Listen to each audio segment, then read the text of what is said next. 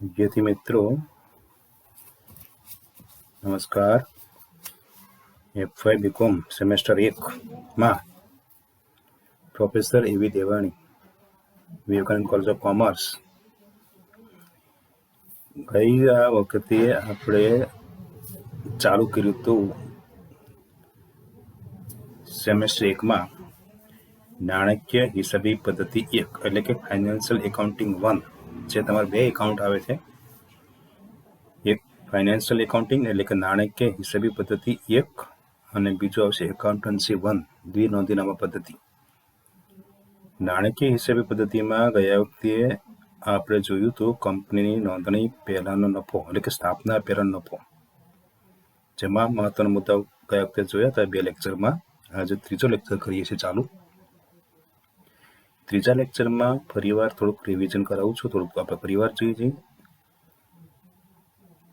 Chapter બીજું છે આ એકાઉન્ટન્સીમાં એટલે કે એકાઉન્ટમાં ફાઇનાન્સ એકાઉન્ટિંગમાં, જેમાં કંપનીની નોંધણી એટલે સ્થાપના પહેલા નફો જ્યારે કંપનીની સ્થાપના કરવામાં આવે, જ્યારે કોઈ પણ કંપની એક કંપની બીજી કંપનીને ખરીદી લે અથવા કોઈ કંપની અહીંયા ભાગીદારી પેઢીનો ધંધો ખરીદી લે, ત્યારે ખરીદીથી જે ખરીદીની તારીખ હોય એ સ્થાપના તારીખ હોતી નથી, એટલે કે સ્થાપના ઘણીવાર મોડી જતી હોય. ધારો કે આપણે ધંધાને કોઈ ખરીદી તારીખ 1 જાન્યુઆરી હોય, 1/1/2010 હોય અને તેની સ્થાપના થાય 31/3/10 એટલે કે માર્ચ મહિના 31 તારીખે અને આપણું વર્ષ પૂરું થાય 31/12. એટલે સ્થાપના પહેલા કેટલા મહિના થયા, સ્થાપના પછી કેટલા મહિના થયા. સ્થાપના પહેલા આપણે 3 માસ આવે, જાન્યુઆરી, ફેબ્રુઆરી, માર્ચ, અને એપ્રિલથી ચાલુ કરીને ડિસેમ્બર સુધી એટલે કે 9 માસ સ્થાપના પછીના થાય. એટલે સ્થાપના પહેલા અને સ્થાપના પછી એમ તમારે 2 વિભાગમાં નફા નુકસાનનું પત્રક બનાવવું છે. એટલા માટે આપણે શોધવાનું છે સ્થાપના પહેલા કેટલો નફો કે નુકસાન થયું અને સ્થાપના પછી કેટલો નફો નુકસાન થયું. કારણ કે સ્થાપના પહેલા જે નફો કે નુકસાન થાય એ નફો કંપની કાયદેસર રીતે ગણાતો નથી, જેને મૂડી નફો કહેવાય. આ નફો કંપની કાયદેસર રીતે પોતે વાપરી શકે નહીં, એટલે કે એમાંથી ડિવિડન્ડ આપી શકે નહીં. એટલા માટે નફા નુકસાન ખાતું બનાવવાનું, નફા નુકસાન પત્રક બનાવવું છે. પત્રકનો નમૂનો આપણે જોઈશું દાખલો ચાલુ કરશું જ્યારે. અત્યારે થોડીક સમજૂતી આપજે ટૂંકા દાખલા માટેની. ધંધાના એટલે કે સ્થાપના પહેલા અને સ્થાપના પછીનું નફા નુકસાન બનાવતા પત્રક બનાવતી વખતે તમારે જે તે આવક એટલે કે નફાના 2 ભાગ પાડવાનો છે. કાચા નફાથી ચાલુ કરવાનો છે, કાચા નફામાંથી જે તે ખર્ચ બાદ કરી ચોખ્ખો નફો શોધવાનો છે. કાચા નફો આપણને આપ્યો હોય ડાયરેક્ટલી કે ઇનડાયરેક્ટલી, તો આપણે શોધી કાઢવાનો. સૌથી પહેલા મૂકવાનો છે કાચો નફો. કાચો નફો વિગતના ખાનામાં, એટલે અહીંયા આપણે આગળ ગયા વખતે જોયું હતું કે નફા નુકસાન પત્રક આપણે કેટલા ખાનાનું બનાવવાનું છે. પહેલું ખાનું વિગતનું છે, બીજું ખાનું કુલ આવક કે કુલ રકમ એટલે કે નફો કે ખર્ચ જે હોય તે કુલ રકમનું ખાનું. ત્રીજું ખાનું છે પ્રમાણ, કયા પ્રમાણમાં જે તે ખર્ચના 2 ભાગ કરવાના છે, સ્થાપના પહેલા ભાગ અને સ્થાપના પછીના ભાગમાં. અને ચોથું ખાનું સ્થાપના પહેલો નફો નુકસાન અને ત્યાર પછીનું છેલ્લું ખાનું સ્થાપના પછી. સ્થાપના પહેલા અને સ્થાપના પછીના 2 ભાગ કરવાના છે, આવક અને ખર્ચ. આવક એટલે નફો મૂકવાનો અને ખર્ચમાં જે તે ખર્ચ મૂકવાના. એટલે આવકમાંથી ખર્ચ બાદ કરતા આપણને ચોખ્ખો નફો મળશે. આ માટે તમારે સૌથી પહેલા જે તે એક્ઝામ્પલ તમને આપ્યું હોય તેમાં નોંધણી પહેલા નોંધણી પછીનું નફા નુકસાન પત્રક બનાવી દીધું. પછી આપણે જોવાનું છે નફો આપણને આપ્યો છે ડાયરેક્ટલી કે ઇનડાયરેક્ટલી. એટલે નફામાં સૌથી પહેલા વિગતના ખાનામાં કાચો નફો મૂકવાનો છે, રકમના ખાનામાં કુલ નફાની રકમ મૂકવાની છે. કયા પ્રમાણે વેચાશે એ ખાનામાં તમારે નક્કી કરવાનું કે જે તે આવક કે જે તે ખર્ચ કઈ રીતે ભાગ પાડવાનો છે. વેચાણના પ્રમાણમાં, સમયના પ્રમાણમાં કે ભાગ પાડવાના નથી. એ મેં ગયા વખતે સમજૂતી જોઈ હતી, જે ખર્ચની વિગત મેં બતાવી હતી. ફરીવાર આજે આપણે સમજીશું, ફરીવાર થોડુંક રિપીટ કરીશું આપણે. તો નોંધણી પહેલા અને નોંધણી પછીના સમયના પત્રકમાં નફાના 2 ભાગ કરવાના. કાચો નફો નોંધણી પહેલા કેટલો છે, નોંધણી પછી કેટલો છે, જે તે ખાનામાં મૂકી જવાનો આવકના ખાનામાં. પછી બધા ખર્ચ આવશે. ખર્ચમાં આપણને અમુક ખર્ચ સમય આધારિત છે, અમુક ખર્ચ વેચાણના આધારિત છે, અમુક ખર્ચના ભાગ પાડવા નથી, જે ગયા વખતે મેં કહ્યું હતું. એટલા માટે તમારે સૌથી પહેલા નોંધણી પછીના ખર્ચના 2 ભાગ પાડવાના છે. આ માટે સમયનું પ્રમાણ શોધવાનું છે. નોંધણી પહેલા અને નોંધણી પછી કેટલા માસ છે, એટલે કે સમયનું પ્રમાણ શોધી કાઢવું. એમાં તમે 3 તારીખ મહત્વની યાદ રાખવી છે. ધંધાની ખરીદ તારીખ, ધંધાની સ્થાપના તારીખ અને હિસાબી વર્ષ આપણું ક્યાં પૂરું થાય, એ 3 તારીખના આધારે તમારે 2 ભાગ કાઢવા છે કે નોંધણી પહેલા કેટલા મહિના આવે છે અને નોંધણી પછી કેટલા મહિના આવે છે. તો આ પ્રમાણે સમયનું પ્રમાણ શોધી અને બીજું ધ્યાન રાખવાનું છે વેચાણનું પ્રમાણ. તમને કુલ વેચાણ આપ્યું હોય કે અન્ય વેચાણની માહિતી આપી હોય, તેના આધારે તમારે વેચાણનું પ્રમાણ શોધવાનું છે કે નોંધણી પહેલા કેટલા વેચાણ થયું, નોંધણી પછી કેટલું વેચાણ થયું, એના આધારે વેચાણનું પ્રમાણ શોધવાનું છે. કારણ કે જે તે દાખલામાં આપણને ખર્ચ આપ્યા છે, તે ખર્ચ આપણે શોધી કાઢવાનો છે. આપણે નક્કી કરવાના છે કે આ ખર્ચ સમયના આધારિત છે, આ ખર્ચ વેચાણના આધારિત છે, આ ખર્ચના ભાગ કરવા નથી, ડાયરેક્ટ બધા જ ખર્ચ નોંધણી પછી મૂકવાના છે, જે મેં ગયા વખતે સમજાવ્યું તમને. આ માટે એક ઉદાહરણ તમને મોકલીશ, સમયનું પ્રમાણ કેમ શોધવું. ધારો કે અહીંયા મેં ઉદાહરણ મૂક્યું છે, તમારે સમજણ માટે ફોટો મોકલીશ વોટ્સએપમાં, એના આધારે તમે સમજી લેજો. આ ઉદાહરણ સાથે રાખજો કે ધવલ લિમિટેડ, એક ઉદાહરણ છે. ધવલ લિમિટેડની સ્થાપના તારીખ 1/5/2010 રોજ કરવામાં આવી. સ્થાપના કઈ તારીખે કરવામાં આવી? 1/5/2010. જેણે શ્રી વિતેશ બ્રધર્સનો ચાલુ ધંધો તારીખ 1/1/2010 રોજ ખરીદી લીધો. એટલે ખરીદ તારીખ અને સ્થાપના તારીખ એ 2 આપણને આપી છે, તેમજ તારીખ 31/10/2010 રોજ તેના પ્રથમ વાર્ષિક હિસાબો તૈયાર કરવામાં આવ્યા. તો સમયનું પ્રમાણ શોધો. આપણને 3 તારીખ મળી ગઈ. એટલે સૌથી પહેલા લખવાની ધંધાની ખરીદ તારીખ. ધંધાની ખરીદ તારીખ આપશે થશે 1/1/2010. 1/1/2010 રોજ ધંધો કરી ગયો. બીજી તારીખ આવશે ધંધાની સ્થાપના તારીખ. ધંધાની સ્થાપના તારીખ થશે 1/5/2010. અને ત્રીજી તારીખ હશે હિસાબી વર્ષ પૂરું થાય તારીખ 31/10/2010. 1/1/10, 1/5/10 અને 31/10/10. એ 1 જાન્યુઆરીથી 1 મે. 1 મે એટલે 5 મહિના નથી. જાન્યુઆરી, ફેબ્રુઆરી, માર્ચ અને એપ્રિલ 4 મહિના થયા ધંધાના સ્થાપના પહેલા. પછી 5, 6, 7, 8, 9 અને 10 સ્થાપના પછી થશે 6 માસ. એટલે આપણે 2 પાડી ગયા. 4 મહિના ધંધાની સ્થાપના પહેલાના, 6 મહિના ધંધાની સ્થાપના પછીના. એટલે 4/6. એટલે સમયનું પ્રમાણ થશે 2/3. 4/6 એટલે 2/3. એટલે સમયનું પ્રમાણ આવ્યું 2/3. એટલે આ રીતે તમારે કોઈ પણ દાખલામાં સમયનું પ્રમાણ શોધવાનું છે. સમયનું પ્રમાણ શોધવા માટે 3 તારીખ મહત્વની છે. ધંધાની ખરીદ તારીખ, ધંધાની સ્થાપના તારીખ અને હિસાબી વર્ષ પૂરું થયા તારીખ. ઘણી વાર તમને ચોથી તારીખે આપશે ધંધાનું પ્રમાણપત્ર મળે તારીખ. પ્રમાણપત્ર મળે તારીખ જરૂર નથી, ફક્ત તમારે 3 તારીખ જ યાદ રાખવી છે. ધંધાની ખરીદ તારીખ, ધંધાની સ્થાપના તારીખ અને ધંધાના હિસાબી વર્ષ પૂરું થયા તારીખ. આ 3 તારીખના આધારે તમારે સમયનું પ્રમાણ શોધવું છે. અને આ સમયનું પ્રમાણ મળી ગયું. હવે આપણે દાખલામાં ધારો કે અમુક ખર્ચ એવા આપ્યા હોય સમયના આધારિત, તો તમારે એને 2 ભાગ પાડી અને નફા નુકસાન પત્રકમાં ધંધાની સ્થાપના પહેલાના જે ભાગ આવે એ સ્થાપના પહેલા મૂકી દેવાનો અને સ્થાપના પછી જે ભાગ આવે સ્થાપના પછીના ખાના મૂકી દેવાનો.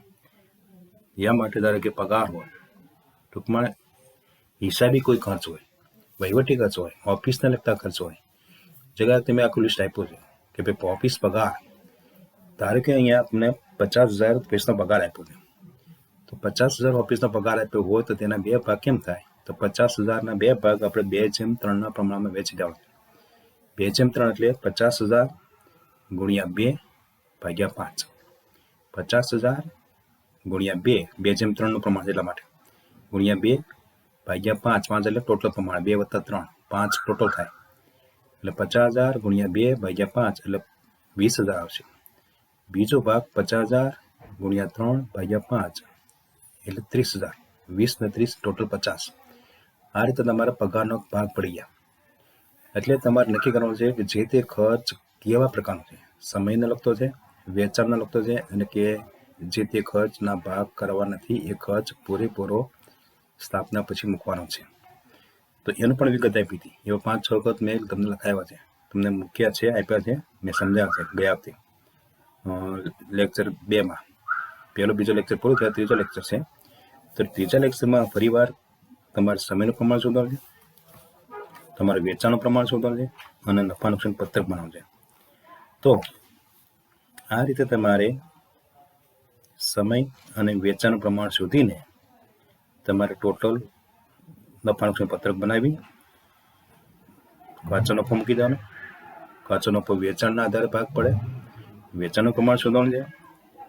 ધારો કે આપણને એવું વિગત કે એક કંપનીનું 12 મહિનાનું વેચાણ 12 લાખ છે. એક કંપનીનું વેચાણ 12 મહિનાનું વેચાણ 12 લાખ છે, અને પ્રથમ 4 મહિનાનું વેચાણ 4 લાખ છે. પ્રથમ 4 મહિનાનું વેચાણ 4 લાખ છે. તો આપણે જોઈએ કે અહીંયા આપણે એવું કહીએ તો આપણે સૌથી પહેલા 4 મહિના એટલે કે 4 મહિનાનું 4 લાખ, તો બાકીના 8 મહિનાનું વેચાણ 8 લાખ. 4/8 4 લાખ અને 8 લાખ. 4/8 4/8 એટલે 1/2. વેચાણનું પ્રમાણ થાય 1/2. આ રીતે તમારે વેચાણનું પ્રમાણ શોધવાનું. સમયનું પ્રમાણ અને વેચાણનું પ્રમાણ શોધતા પહેલા તમારે જે તે ખર્ચની વિગત વાંચી લેવાની છે, બરાબર દાખલાની સમજૂતી વાંચવાની છે. સમયનું પ્રમાણ કેમ શોધાશે, વેચાણનું પ્રમાણ કેમ શોધાશે, અને નફા નુકસાન પત્રક બનાવી પહેલાં તમારે નોંધ લખવાની છે સમયનું પ્રમાણ, બીજી નોંધ લખવાની છે વેચાણનું પ્રમાણ, અને જરૂર પડે તો ત્રીજી નોંધ જો જરૂર હોય તો દાખલા મૂકવાની. અને આ 2 પ્રમાણ તો ખાસ શોધવાના છે. એ 2 પ્રમાણ શોધ્યા વિના તમે દાખલો ગણી શકવાના નથી. એટલા માટે તમારે આ રીતે પ્રમાણ શોધીને પછી તમારે દાખલામાં જોવાનું ખર્ચની વિગત. કાચો નફો તમને આપ્યો છે, કાચો નફો આપી દીધો હોય તો શોધવાનો નથી. પણ ઘણી વાર કાચો નફો આપણને ન આપે, પણ આપણે એવું કે આખા વર્ષનું વેચાણ 20 લાખ છે. આખા વર્ષનું વેચાણ કેટલું છે? 20 લાખ છે. અને કાચો નફો 20% છે. કાચો નફો કેટલો છે? 20% છે, 10% છે, 30% છે, જે કંઈ. તો 20 લાખના 20% હોય કે 10% હોય 30%, એ શોધીને તમારે કાચો નફો શોધી કાઢો. તો 20 લાખના 20% 4 લાખ. તો 4 લાખ કાચો નફો મળી ગયો. કાચો નફો 4 લાખ મળી ગયો. વેચાણનું પ્રમાણ મળી ગયું. સમયનું પ્રમાણ મળી ગયું. પછી પત્રક બનાવી દેવાનું. કાચા નફાના 2 ભાગ પાડી દેવાના. કાચા નફાનો ભાગ પાડવાનો છે વેચાણને આધારે.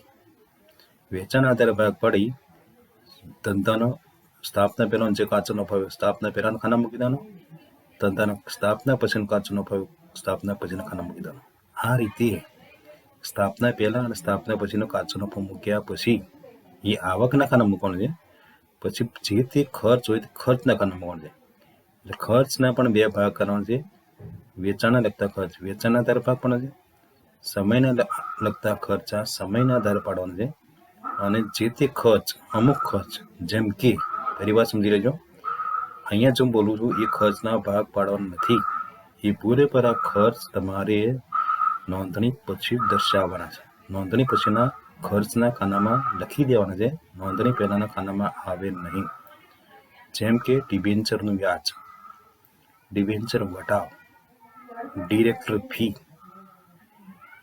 સંચાલક ફી કે ડિરેક્ટર ફી, સ્થાપના ખર્ચ, પ્રાથમિક ખર્ચ, ડિબેન્ચર વટાવ, ડિબેન્ચર વ્યાજ, ડિરેક્ટર ફી, સ્થાપના ખર્ચ, પ્રાથમિક ખર્ચ. આ જો 5માંથી કોઈ પણ ખર્ચ આપ્યો હોય તમારે તેના ભાગ કરવાના નથી. પૂરેપૂરા લખવાના છે સ્થાપના પછીના ખર્ચના ખાનામાં. પણ સમયને લગતા ખર્ચ જેમ કહીએ ને આપણે, પગાર હોય, સ્ટેશનરી ખર્ચ હોય, વીજળી ખર્ચ હોય, કે સેલ્સમેનનું પગાર હોય, પગાર શબ્દ છે બરાબર, ઘસારો હોય, આ બધા ખર્ચ સમય આધારિત છે. તો એનો ભાગ તમારે સમયના પ્રમાણમાં પાડવાના છે. સમયના પ્રમાણમાં ભાગ પાડી બે ભાગ, એક ભાગ સ્થાપના પહેલાનો આવશે, એક ભાગ સ્થાપના પછીનો આવશે. બે ભાગ જુદા જુદા ખાનામાં, ખર્ચના ખાનામાં મૂકી દેવા. તેવી જ રીતે ધારો કે સેલ્સમેનનું ભથ્થું કે કમિશન હોય, જાહેરાત ખર્ચ હોય, જવાબમાંના ગાડા ભાડું હોય, આ બધા ખર્ચ કેવા છે? આપેલ વટાવ હોય, એ બધા ખર્ચ વેચાણને લગતા છે. તો એ ખર્ચના ભાગ તમારે વેચાણને આધારે પાડી એના પણ બે ભાગ કરી દેવાના. એક ભાગ સ્થાપના પહેલાના આવશે, એક ભાગ સ્થાપના પછીના ખાનામાં આવશે. એમ બધા ખર્ચ અને આવક વેચતા છેલ્લે જે પૂરું થાય ત્યારે આવકમાંથી, એટલે કે કાચા નફામાંથી ખર્ચનો ભાગ બાદ કરી ચોખ્ખો નફો શોધી કાઢવાનો સ્થાપના પહેલાનો. એવી રીતે સ્થાપના પછીનો કાચો નફો આપ્યો છે, એમાંથી સ્થાપના પછીના ખર્ચ બાદ કરી ચોખ્ખો નફો સ્થાપના પછીનો શોધી કાઢવાનો. આ રીતે તમારે નફા નુકસાન પત્રક બનાવવું છે.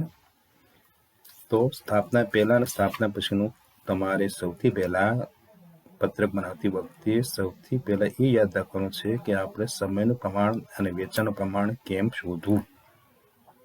દાખલા માહિતી હશે જ. સમયનું પ્રમાણ શોધવા માટે 3 તારીખ જોઈએ: ધંધાની ખરીદ તારીખ, ધંધાની સ્થાપના તારીખ અને ધંધાની હિસાબી વર્ષ પૂરું થયા તારીખ. આ 3ને આધારે તમે નક્કી કરી શકો સ્થાપના પહેલા કેટલા મહિના આવે છે, સ્થાપના પછી કેટલા મહિના આવે છે. અને એ આધારે તમારે જે સ્થાપના પહેલા ધારો કે 4 મહિના આવતા હોય, સ્થાપના પછી 6 મહિના આવતા હોય, તો 4/6 થાય. 4/6 એટલે 2/3. સમયનું પ્રમાણ એવું 2/3. એ તો વેચાણનું પ્રમાણ શોધવા માટે તમને અંદર દાખલા માહિતી આપી છે. એના આધારે તમારે વેચાણનું પ્રમાણ શોધવાનું છે. વેચાણનું પ્રમાણ પણ આ રીતે શોધી એટલે તમારે કામ મોટા ભાગે પૂરું થઈ જાય. સમય અને વેચાણનું પ્રમાણ શોધ્યા પછી તમારે ફક્ત શોધવાનું છે, પત્રક બનાવવાનું છે.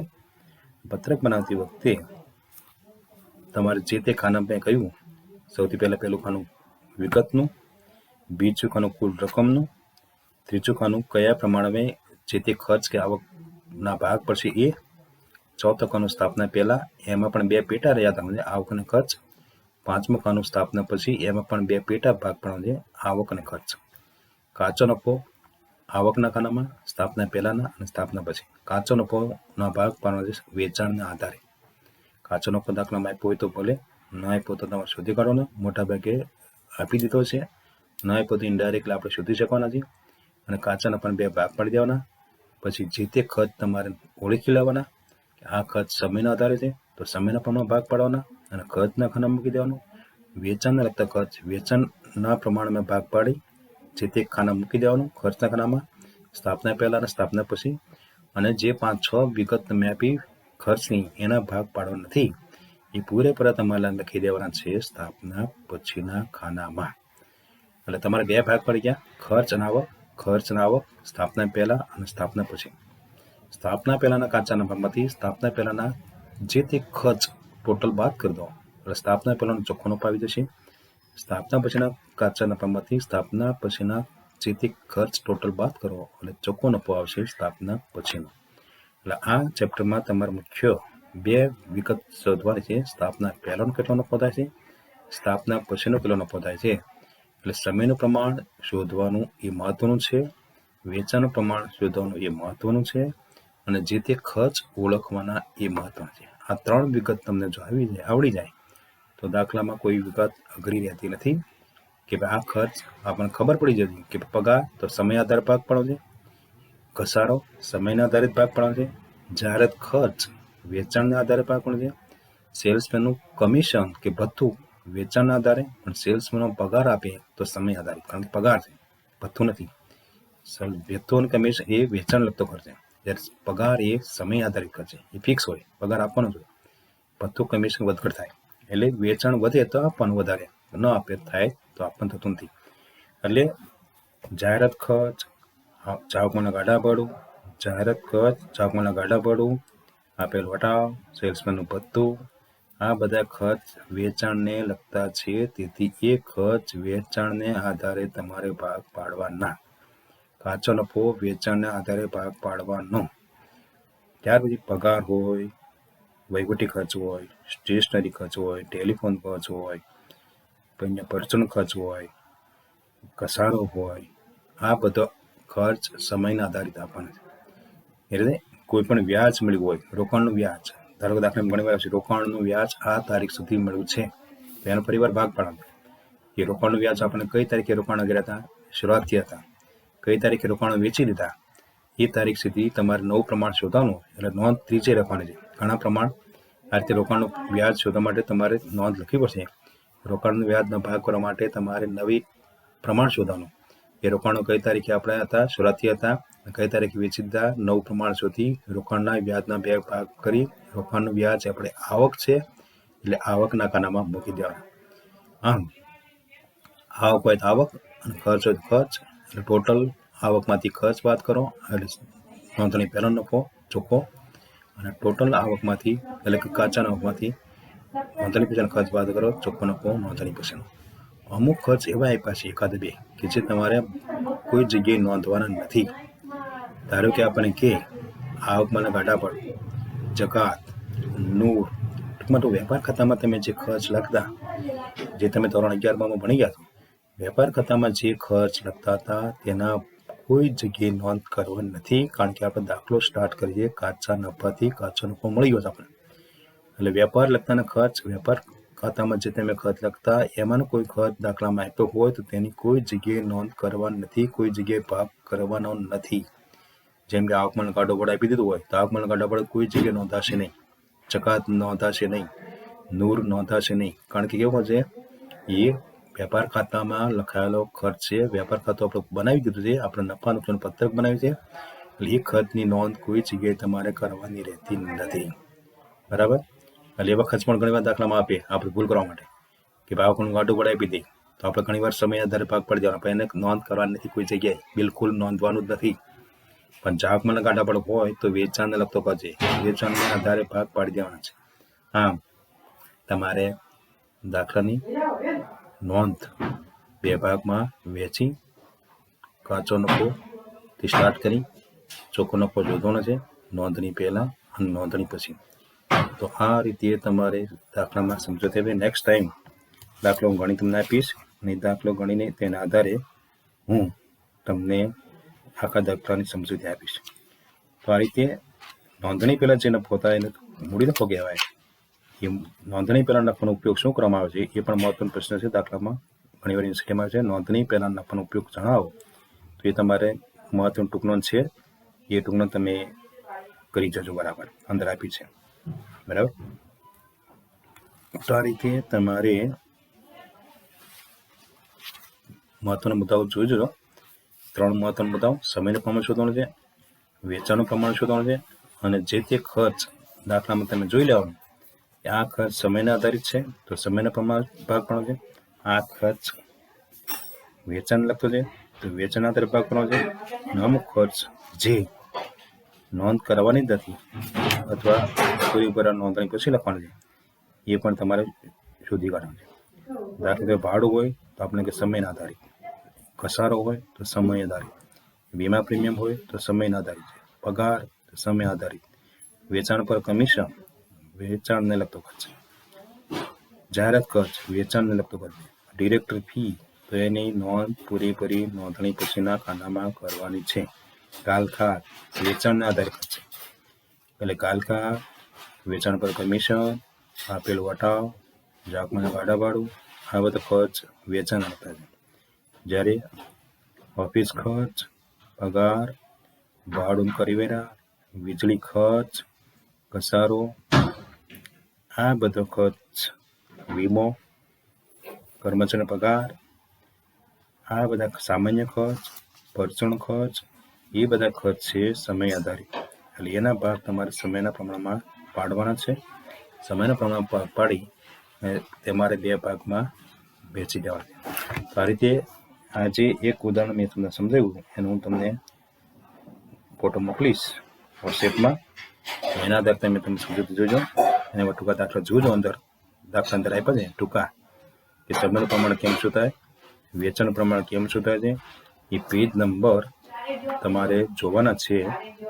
પેજ નંબર છે 131 થી સ્ટાર્ટ કરી પેજ નંબર છે 137 સુધી.